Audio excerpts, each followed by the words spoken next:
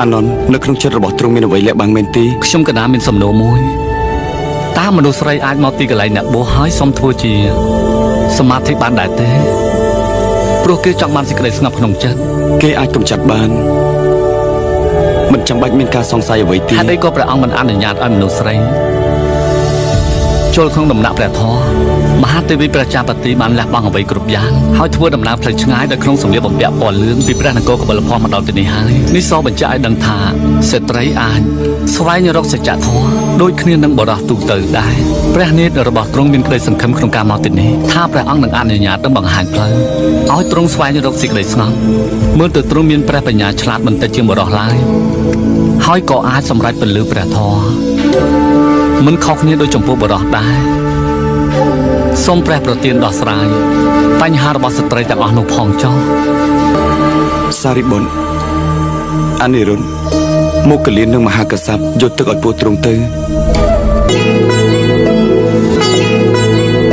ស្ដេចសោយទៅមហាទេវីសោយទៅអត់ទេខ្ញុំកណាបានសម្រេចចិត្តថារស់នៅដោយមិនផឹកទឹកទេរហូតខ្ញុំកណាបានទទួលស្គាល់ដោយព្រះពុទ្ធខ្ញុំកណាមិនផឹកទឹកទេអាណនសូមប្រាប់ដល់ពួកទ្រង់អំពីច្បាប់របស់យើងទៅញោមប្រចាប់បទីនឹងសបាយព្រះតេបើសិនជាព្រះអង្គនិមន្តទៅជួបដោយអង្គឯងផ្ទាល់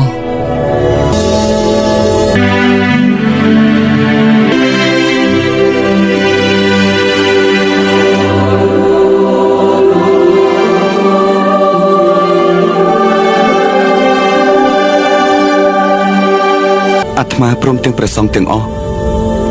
បានសម្រេចចិត្តទទួលការស្នើសុំរបស់ឧបាសិកាហើយតែយើងត្រូវតែបង្កើតច្បាប់8ប្រការបើឧបាសិកាទាំងអស់ទទួលយកបានឧបាសិកាទាំងអស់នឹងអាចបួសថ្ងៃនេះបានហើយក៏ចាប់ផ្ដើមប្រកាសជាព្រះភិក្ខុនីចាប់ពីពេលនេះតទៅកណាព្រមអានន្ទនឹងបញ្យល់ពីច្បាប់វិន័យទាំងអស់ដល់ឧបាសិកា